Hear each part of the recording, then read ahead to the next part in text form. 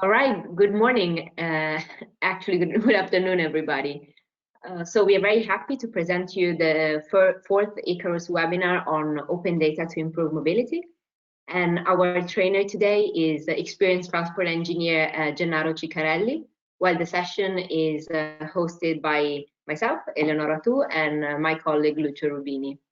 So I'm a project manager at the Institute of Transport and Logistics, and Lucio is researcher at the Venice International University. I'm also the coordinator of the ICARUS project, which has made this webinar possible. Actually, as I think most of you know, this webinar is part of a series of webinars of free training that we provide to public authorities and organizations in the field of transport, mobility, and intermodal solutions. So ICARUS is a project funded by Interreg Italy-Croatia program, and it fights against the problems generated by the massive use of private cars. And we do that by introducing solutions that are based on multimodality and ICT to adapt smart mobility in a digital world. We have a number of testing activities which are related to intermodal transport and sustainable mobility, both in Italy and Croatia. We also work to trigger behavioral change in mobility using the so-called mobility as a service concept. You can learn more about ICARUS by going to our website, our social networks, or simply by downloading the brochure that you can see in the webinar tab, I think on your right side of the screen. And yeah, so by welcoming all of you, I also take the opportunity to welcome all the ICARUS partners that are joining us today. So we are particularly excited about today's topic because, well, if it's true that knowledge is power, we can also say that data is knowledge. So data allow us to have better insights and in reality, and consequently, we can make better decisions by having this data. We know that mobility is all about data, actually, where to go, how long it takes, and how much traffic and when. So the possibility to make decision is deeply linked with the possibility to access and use mobility data. So this is especially true for authorities and organizations which aim to improve sustainable mobility planning. So thanks to Gennaro today, we will discuss the current opportunities and which are offered by open data and transport planning, and particularly the related decision-making process. So before diving into our webinar today, let me do some housekeeping. So today's webinar is going to last for about an hour. Gennaro will talk for 30 or 40 minutes, and it will take questions from the audience later on, although it's going to be quite an interactive session. This webinar is recorded and will be uploaded through the ICARUS and ITL channels, and also the slides are going to be available through our channels as well. As participants, you are muted throughout the webinar, but you can use the question function in the webinar tab in order to ask us questions. We can then turn to Gennaro. And yeah, so that being said, I leave the floor to Lucio and to Gennaro. Thank you so much for joining us today. Thank you, Leonora, and good afternoon to all of you also from my side. Just a few words for introducing today's expert and today's speaker, Gennaro Ciccarelli. He's a transport engineer with long experiences on international level. The topic of his research is the land development planning, especially applied to the transport planning, and the design and evolution of smart mobility solutions. The idea today, as mentioned by Eleonora, is to outline the role of data within a decision-making of a planning procedure. So how the data could be a beginning step in a process of planning, and how could be the opportunity of having some open data available to all for improving the level and efficiency of the planning procedure. This is the aim and the goal of today, of the webinar of today. So I will leave the floor to Gennaro. Thanks again, Gennaro, for being with us today. We're very glad to have you on board. And thank you again. Please. Okay. Thanks very much, Lucio. Thanks very much, Eleonora. It is a pleasure to be with all of you today to talk about open data for improving mobility planning. Thanks very much also for for your kind presentation. I was actually going to introduce myself, so I will skip this part. Basically, I would like to have an interactive presentation for as much as possible here today. Before starting my presentation, I would like to invite you all to use your phone or your desktop browser to respond to this first Mentimeter question. You can simply go to menti.com and use this code when you are prompted the question. This is just an easy one to understand who we are, and this will also help me to drive my presentation better. There will be similar questions like this throughout my presentation. So thank you. The first responses are slowly coming in. We have, I think, one association, a couple of others. It's quite difficult to detect them. So I will leave you a few more seconds to respond, and then we can move on with the so clearly I missed some stakeholder category here to describe. I'll give it a few more seconds just before we can start. So quite interesting. We have city and local policy and government. Other categories still increasing. Academia is also represented at this afternoon session.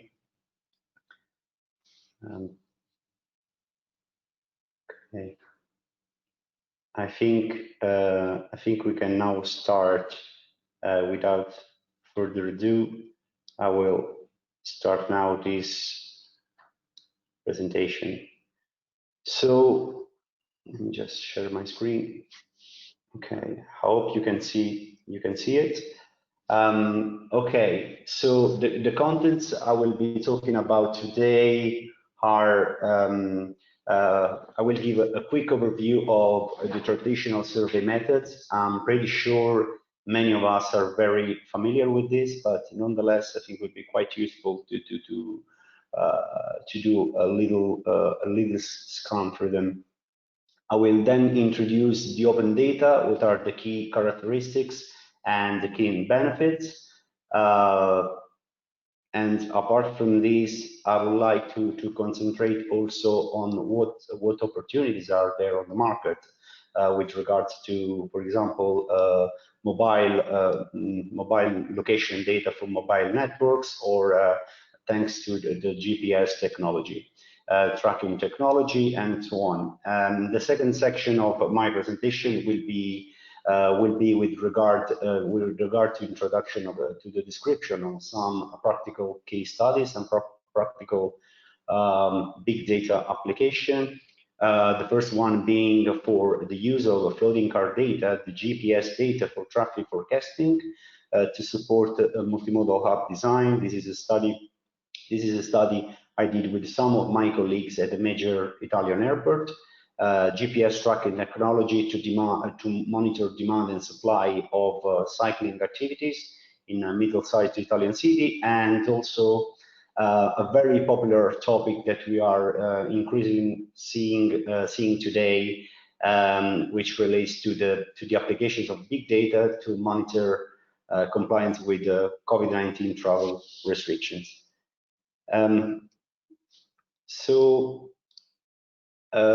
Regarding this is just a quick overview of a survey method, and more particularly the process of selecting the right, the most appropriate survey method. Clearly, the quality of the data that we we get from our surveys are entirely driven by the resources and the quantity also of the data that we need to collect. So sometimes it is imperative that we make a compromise between these factors, because it's not always possible to control all the different factors, such as the selection of the survey method, the quality of the data, and the quantity of the data. So, for instance, with a specific budget allocation, the selection of a specific survey method will drive the quality of the data, and on the other side, for instance, if we specify the quantity of the data, and having a specific budget allocated, this will also result in a very specific quality of the data that will be collected. So clearly, this is quite a complex process, but nonetheless is entirely driven by the resources that we have allocated to a specific project or a specific survey. And it's also worth bearing in mind that when we talk about resources for surveys, we talk about money, time, and the personnel involved in acquiring and processing the data. In this slide, I've just included a few survey typologies that clearly vary in terms of the complexity of the information that we can collect, the type of the information, and also the level of interaction between the survey designer and the respondents. In fact, we can, if we went through a clockwise order, we would see an increasing amount and complexity of the information being collected, but also with regard to the level of interaction between let's say survey designer and the respondents. So I've included here instead the most popular survey methods. As I said before, I'm pretty sure many of you are familiar with this, but this is just for the purpose of introducing this topic, which will then lead to the definition of more innovative methods of surveying. We know classified turning counts. They are undertaken to characterize traffic in terms of size, composition, and variation. There are different methods. These flows are manually collected or collected through automatic sensors. We know that in some locations these are also are even collected through drones, for example. We have roadside origin destination surveys. These are quite useful when we want to do travel demand forecasting, and they're usually undertaken at the boundaries of study area or along physical and natural barriers of our study area to understand the intensity of movements between different locations. I will not go in much more detail on this slide, but I just wanted to point out that there are also some other surveys that we do when we have to perform terminal studies, public transports, and paratransit studies. These are mostly done to appreciate the physical characteristics and operator characteristics of specific terminals, with specific transit terminals, with the aim to understand and define potential problems, constraints, and also potential for expansion. I will just name recall these surveys. We have intersection surveys, consisting in recording turning movements and queue lengths at intersections. These are quite useful, for instance, to design traffic lights and traffic lights synchronization, for instance, along urban corridors. And the other one I would like to mention is the parking demand survey, clearly to assess existing and future level of parking demand and parking accumulation. And this could be done through different methods, as you can see here, like parking space inventory, questionnaires, and the direct surveys on site. So I'll move to now to the more perhaps more innovative part of the survey methods. This is an interesting diagram I took from a Gartner research from 2013, when we observed the hype cycle. The very hype of this curve was showing a big data right at the top of the curve. So we would expect that now big data, open data, is quite intensively and extensively used for transport planning purposes. But obviously, this is not true everywhere. The big data is not used with the same at the same level perhaps in different countries, and this is possibly because of the cost that big data available on the market has, but also probably also because open data is not enough good for our transport planning and traffic engineering application. Now I would like to mention to recall the definition of big data, because we often hear these words since a long time now, actually. So essentially, I would define big data as a large volume of data that cannot be acquired, collected, processed, and interpreted with conventional methods and tools such as personal computer or conventional Excel spreadsheet, for instance.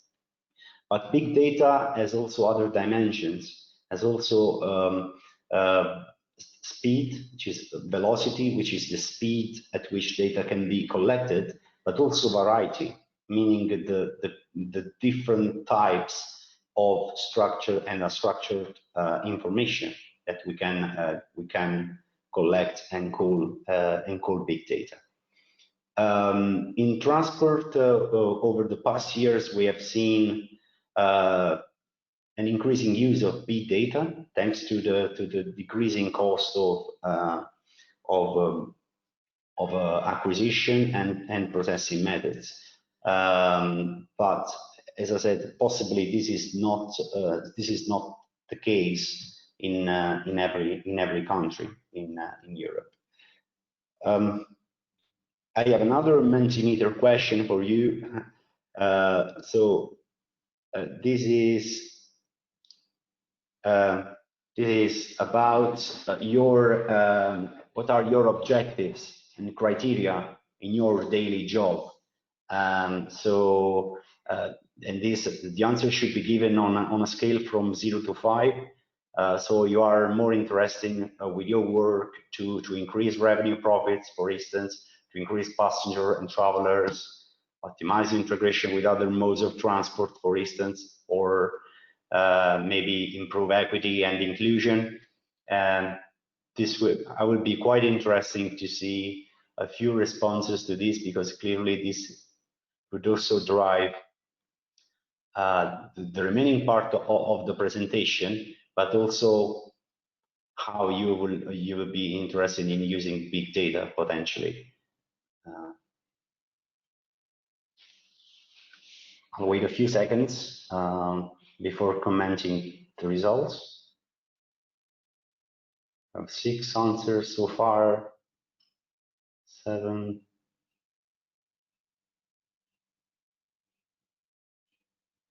So clearly, looking at the responses that you gave, there is a low level of interest towards increasing revenues, but we are very much interested in improving transport, equity, and inclusion, which is great. But all the other factors are also equally important. And I believe that with this criteria in mind, these objectives in mind, big data would represent a very good opportunity in achieving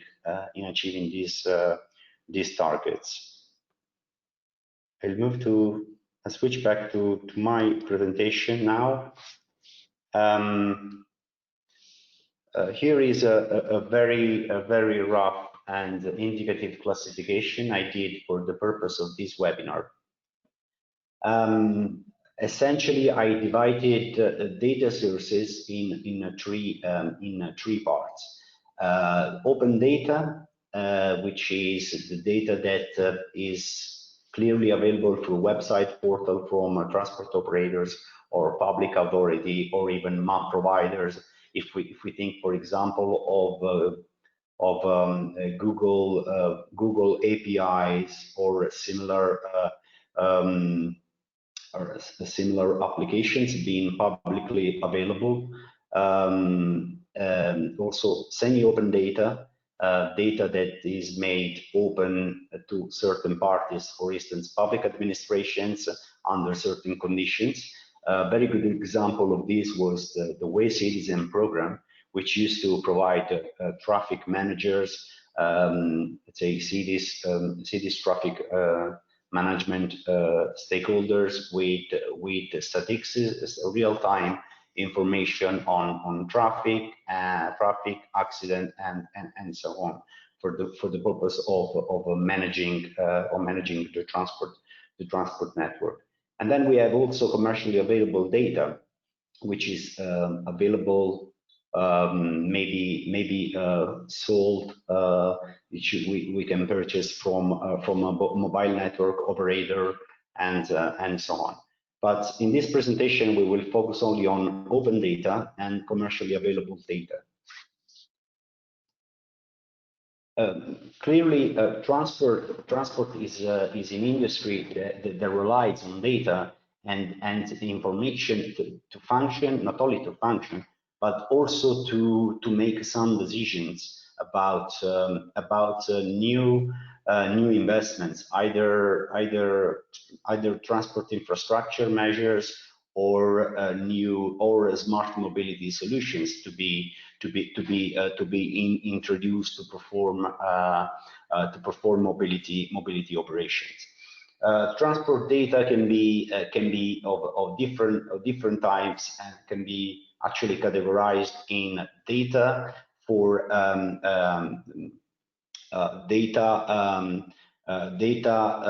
capturing the movements of freights and passengers on the network. So this is demand-oriented data, but also supply data, such as the location of new infrastructure, such as roads, railways, but also other data relating to other modes of transport.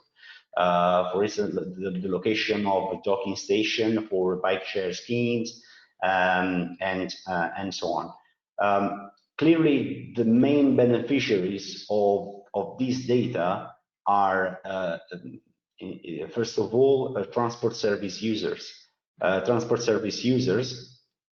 Which could in fact increase, having this data at hand, the choice and the ability to assess their transport choices on a daily basis, and ultimately evaluate the best value for money regarding their specific mobility choices.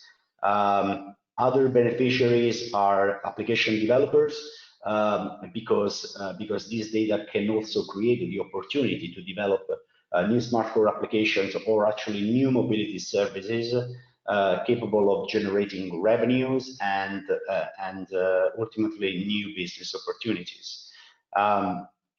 We also have transport funders among the beneficiaries, and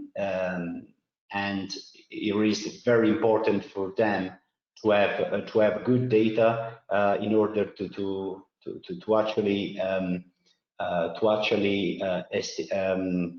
make the best possible use of public funds when it comes to deciding about specific transport investments, and also citizen, of course, because we would like to show them, how public funds are spent, and so give a good clarity about this. I will give a few examples of open data being made available by different actors. This is an extract of some of the data that has been made available by Transport for London. They make available a huge amount of data, as you can see on the right-hand side of this slide. Data regarding the air quality, the tube movements, bus, coaches, and so on. Clearly, this in this picture, we can see the number of passengers arriving and leaving from each station, so the number of the interchanges and the total journeys across the different underground lines of the London metropolitan network. So having this data visualization like this, but in general having this kind of data at hand is useful for both users and the transport planners, because they give an understanding of the transport, broad understanding of the transport operations across the network, and this could also trigger some behavioral changes for users, because perhaps they could check some capacity constraints along the network, so they may switch to more sustainable modes when the let's say the conventional traffic network is congested. And also another benefit of having this data visualization, but in general having data open, is and this is specifically true for Transport for London, is that they were able by open this data to stimulate an entire community in developing new smartphone applications. Actually, this resulted in an app ecosystem which was mostly involved in developing new services, such as the one that we will see in the next slide, which is this one. Although this refers to a different case. Basically, the Google, the general transit feed specification was an open standard made by Google, which basically was conceived to share information about the transit timetables. And once this was adopted, was released by Google. Google invited the transit community to adopt this standard and to make this data available through this open standard, so that new travel planning applications and but also the monitoring of the transit operations could be done on a common format and standard. Following this, there was also this North American Bike Share Association, which developed a very similar standard, but this was for the bike sharing systems. So they developed this standard called General Bike Share Field Specification, through which many administrations were able to share and exchange through web portals information about journey information about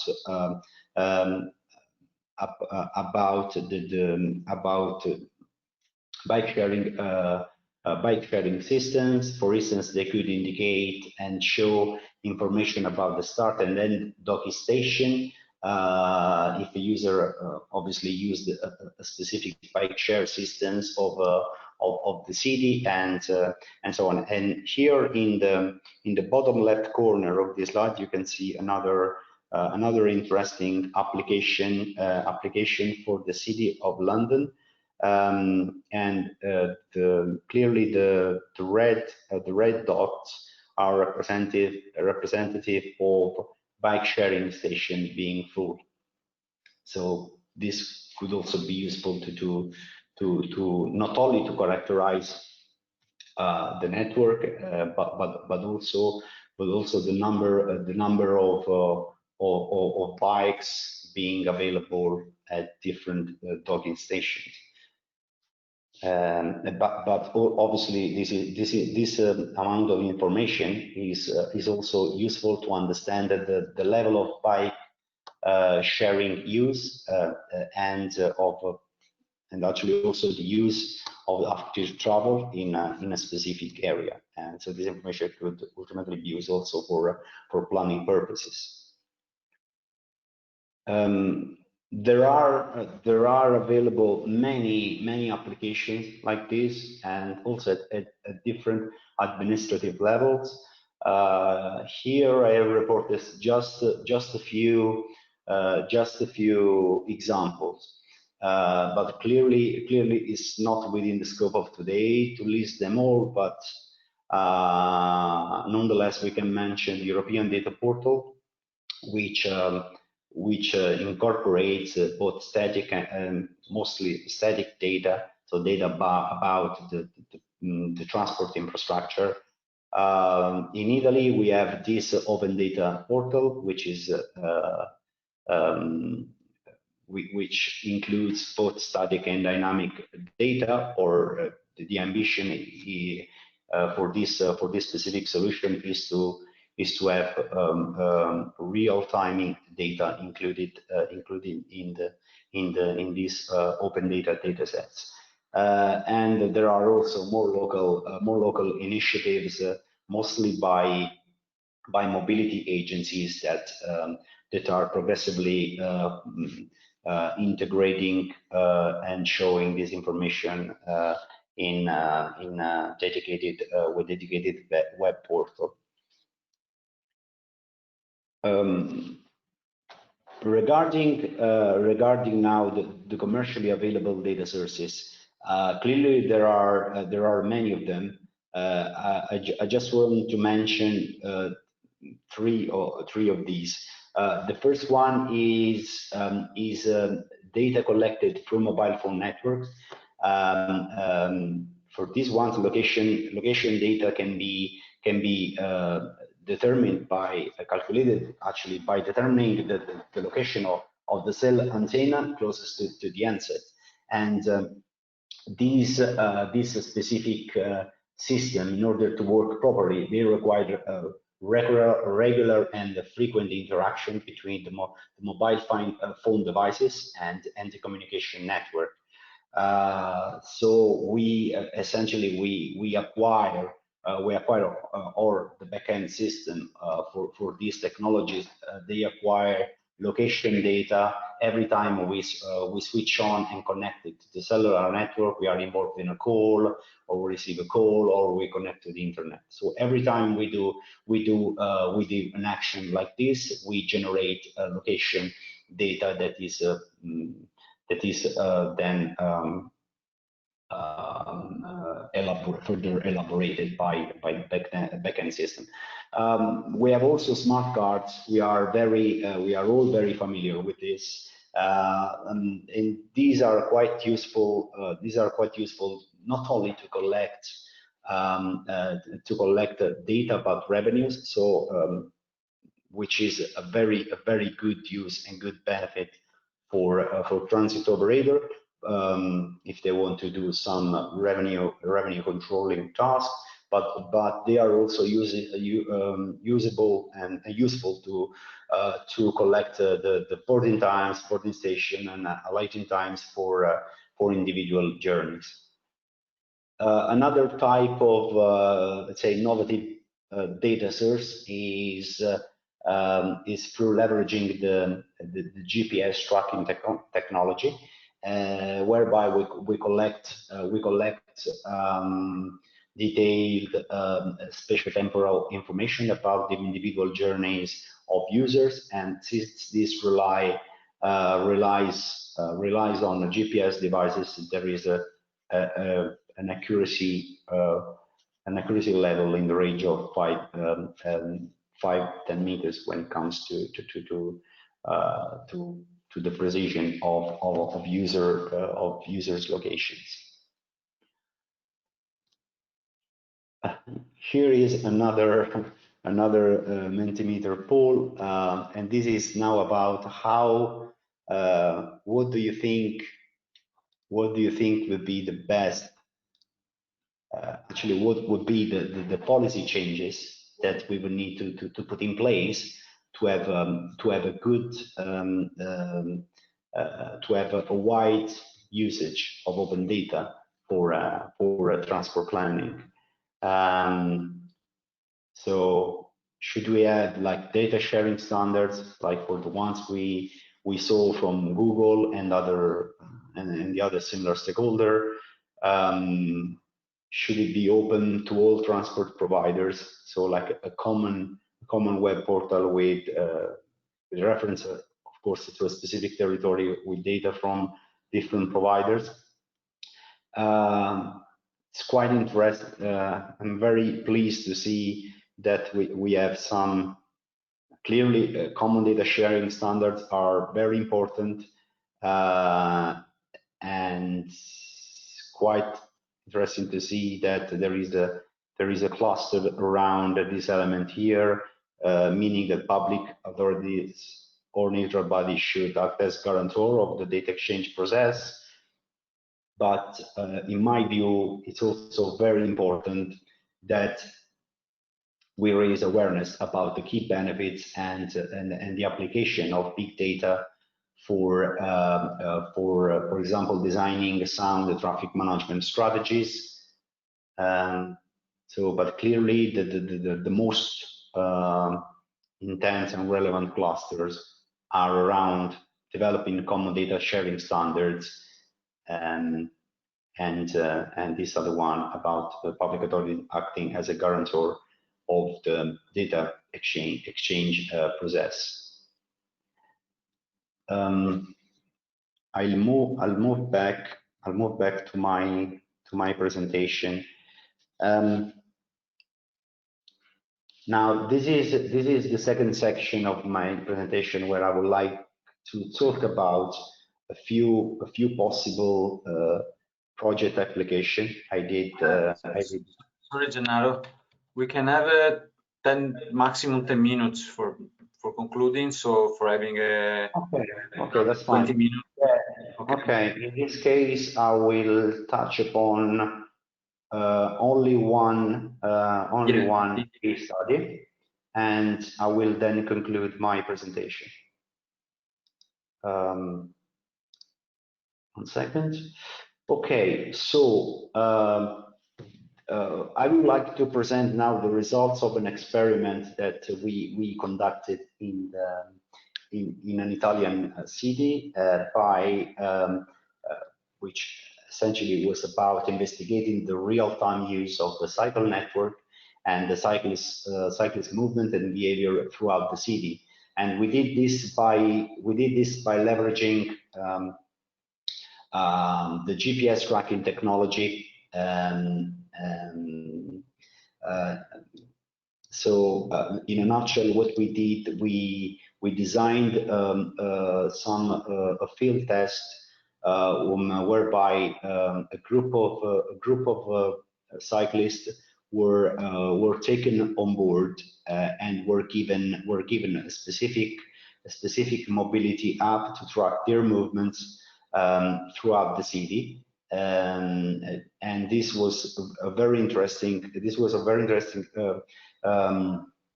Let's say experiment, because it allowed to understand what are the most, let's say, the most traveled destinations in the cities, and also what kind of transport choices the users were making to reach a specific destination, because this was targeting not only the cycling modes, but every transport mode. So we partnered with a specific technology-oriented partner, which provided this software, this platform. And the very innovative part of this is not only that we were able to record all movements, but also data, vibration data during the journey. And ultimately, this proved very interesting and very useful, because vibration data can actually, sorry, I don't know this.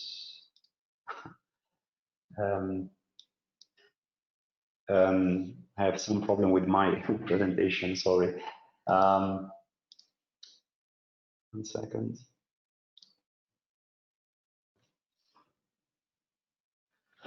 Okay, so we use this vibration data to identify the most needed priority intervention on the network by using this, also by employing an international roughness index for this. Okay, so being conscious of time, I'll move right to the results of this. So we collected data.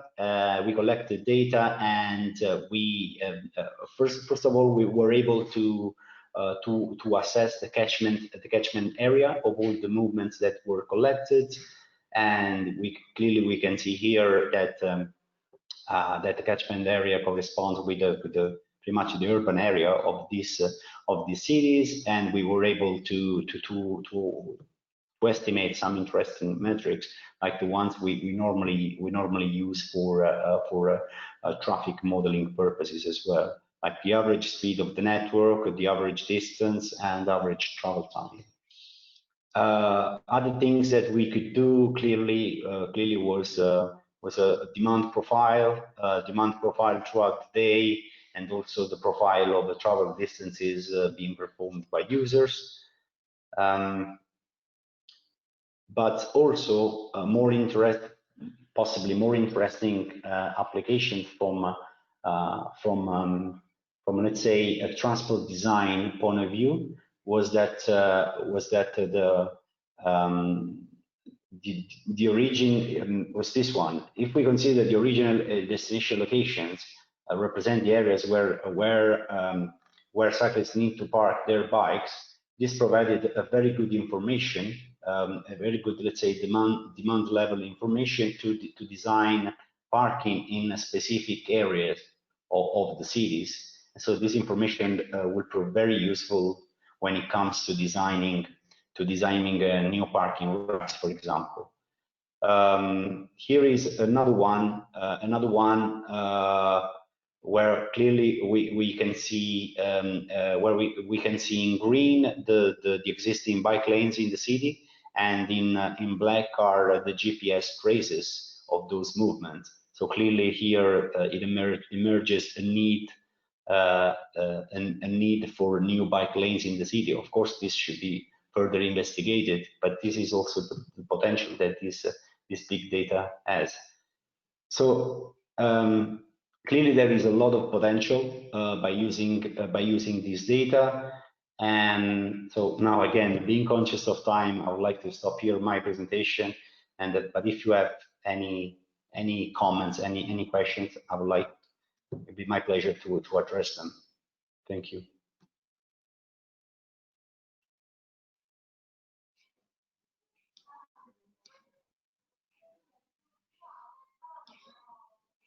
Thank you, Gennaro, for your presentation, and I hope our participants also could follow and were interested as we were. So again, I would just like to encourage anyone who has questions to use the chat box or the question function that you see in your tab to ask your question. And in the meantime, we also have some questions that we would like to discuss with you, Gennaro. So I'll start with one which I think is quite relevant to our target cities and organizations. Well, in Italy, but actually in most of Europe, we have a lot of small and medium-sized cities, which often don't have, let's say, the means or the structure that is necessary to have data just like the ones that you show for Transport for London. So, we would just like to ask you, what is your take on this? How do you see this issue? So, how can municipalities, small and medium-sized municipalities, still access and use this data? And generally speaking, how would you suggest a small or medium-sized municipality goes about obtaining data when they actually often don't have specific data on their own municipality? Sure. And I think it's also quite relevant because from the study that you just showed, you did actually focus on this kind of cities. Mm-hmm. Yeah. Yeah. I mean, the main problem with implementing these solutions and having open data accessible for everyone is money. I mean, is resources, having the resources available, which clearly is not always the case, especially for middle-sized cities, as you said. But I mean, in this specific project that I showed, we were able to partner with the different kinds of stakeholders. First of all, the city administration, but also this technological partner, because we were operating within the frame of European projects. So we had some resources, some funds available. But in practical terms, you know, keeping European projects apart, I would suggest that public administration should partner more, should cooperate more with the private sector, because having this data integrated in a common system and common platform could be useful not only for the private sector, which clearly has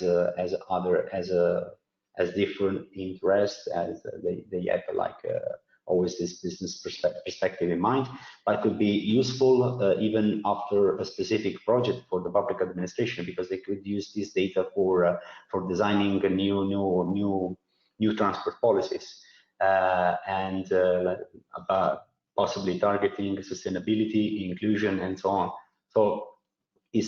So I don't think this kind of application should be seen, let's say, always as a cost for a public administration, but also as an opportunity to better drive their sustainability agenda as well. So I don't know if I answered your question, but hopefully I did. Sorry, I had my microphone muted. I think you did answer the question, so thank you. I also think that specifically cooperation with the private sector is something that should be fostered by municipalities. Mm-hmm. Well, keeping ourselves in the field of the municipalities. So you talked a lot about obviously open data, and obviously municipalities can be users of this open data, which can be maybe provided by other authorities or other organizations. but could also take on a role of ensuring that that data is let's say protected, that can be usable by other parties. And actually, when you asked the question through the poll, that was also part of it was one of the possible options. So personally, how do you see the role of the municipality within the open data world? So do you think they should be mostly users, or should they take on a more leading role, or up to you? Possibly this is like a mobility as a service oriented question. because we often talk about these issues when developing, when conceiving new mobility as a service application, but actually this question is very relevant pretty much for all the open data world. I see the public administration being like the guarantor of the data exchange process, because there should be like a trusted party, in the whole value chain that ensures that we don't distort the market. And because clearly the private sector is quite concerned when it comes to open data and mobility services, that some commercially sensitive information, maybe about their customers or their operations, is at risk. So having like a third party, I would say, leading this let's say data acquisition and exchange in data exchange process could be very useful for for designing and implementing these open data applications, either through web portals or whatever the means would be. But in my view, there should be right let's say at the top of this paradigm, someone who can be trusted when it comes to exchanging data. Right.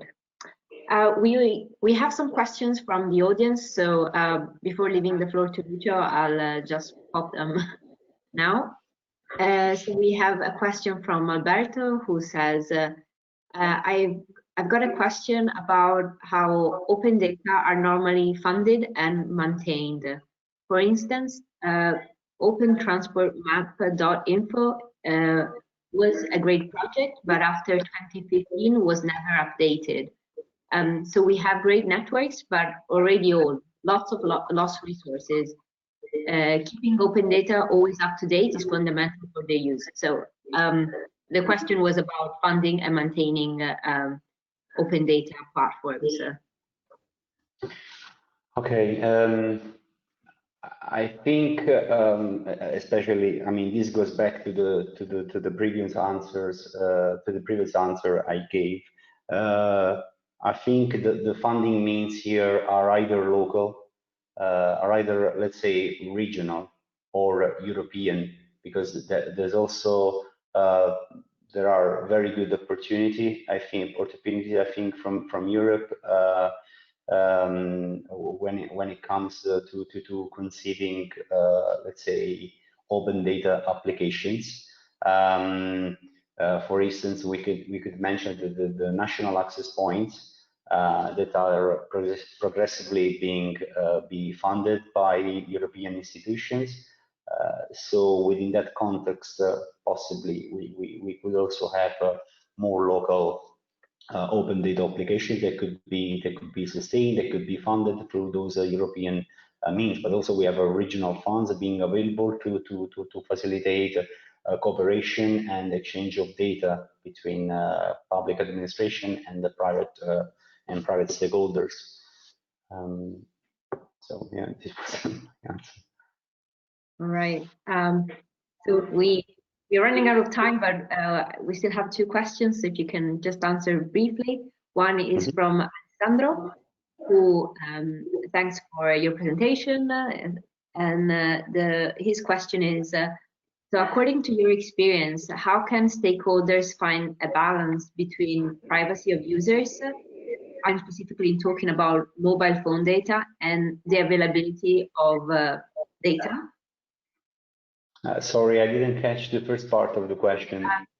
How can stakeholders find a balance between privacy of the privacy of the users and the availability of data?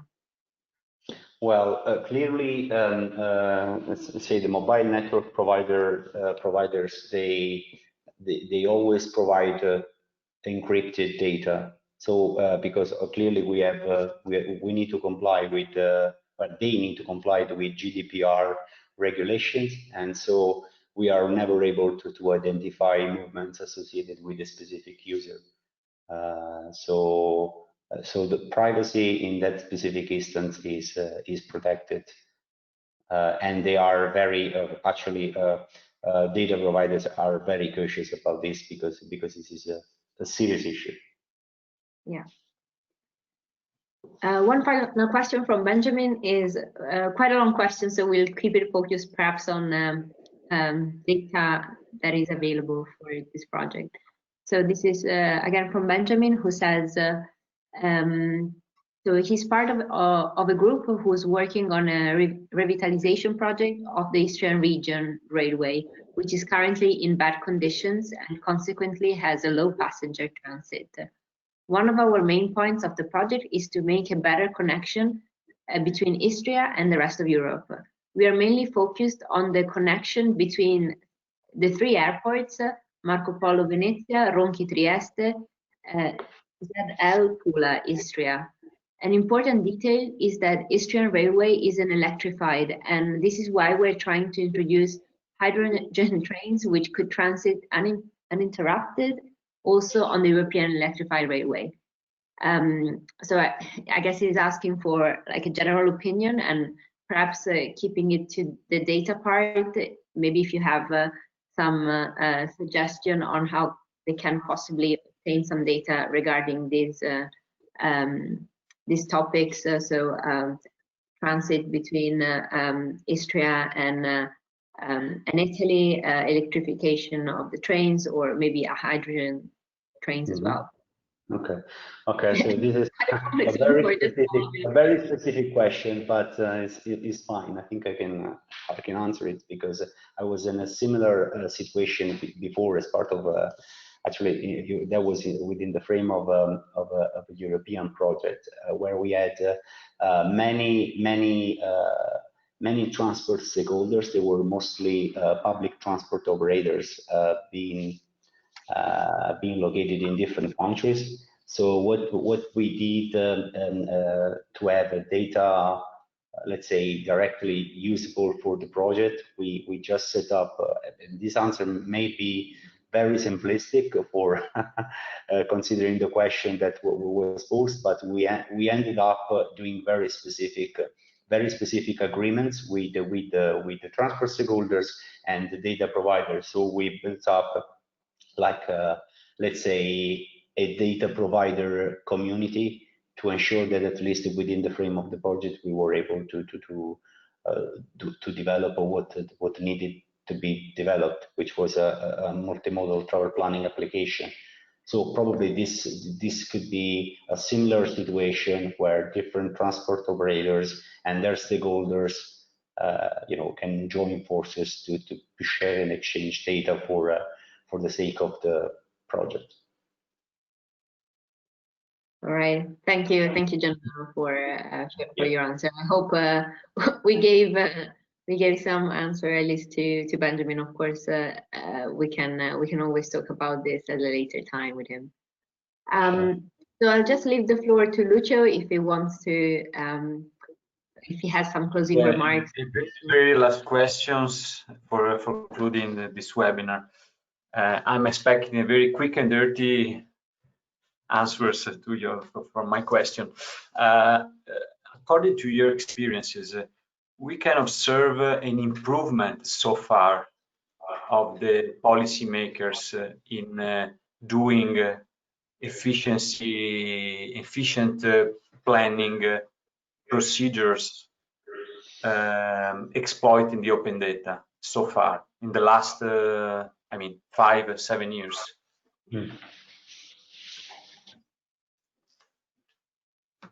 Sorry, was there a question? The question is that we are able to observe the statement, so I did. No, it's not just a statement. It's if you're able to observe some improvement so far or not.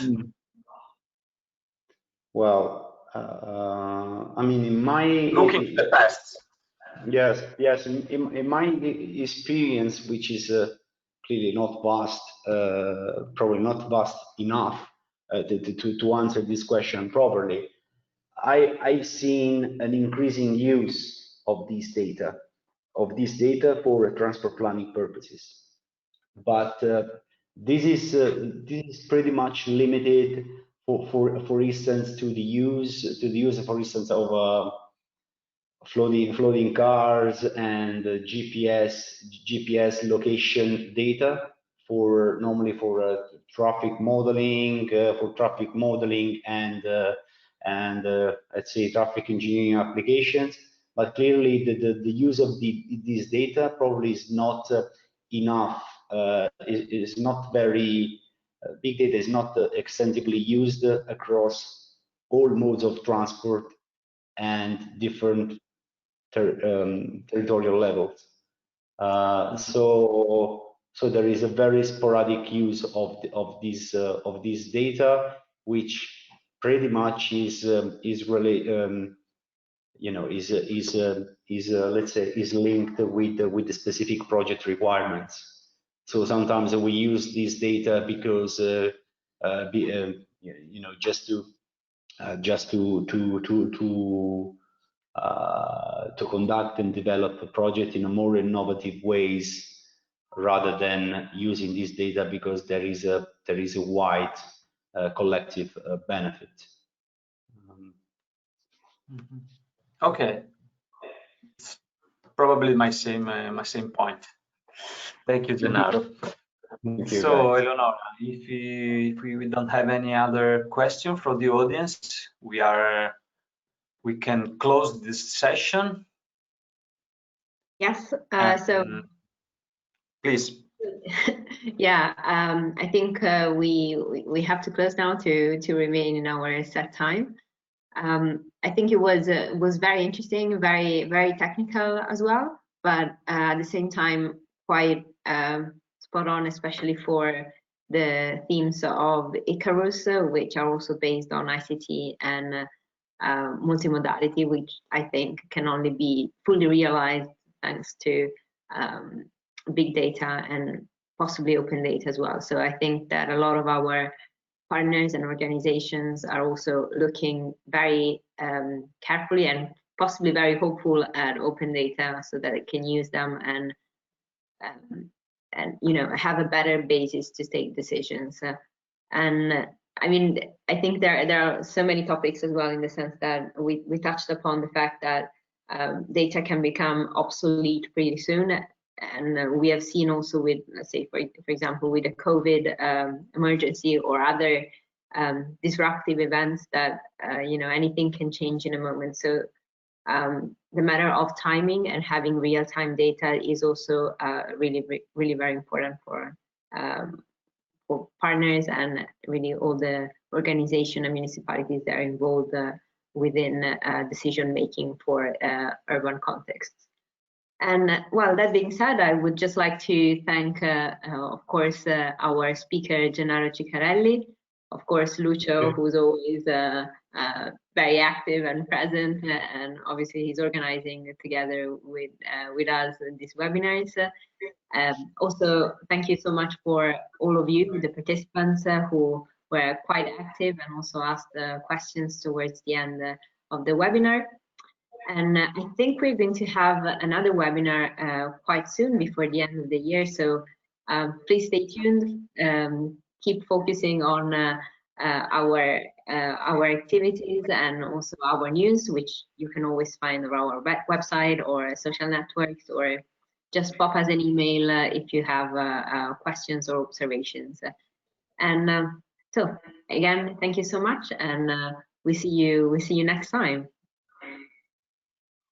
Bye bye, everyone. Thank you. Bye. Bye. Bye.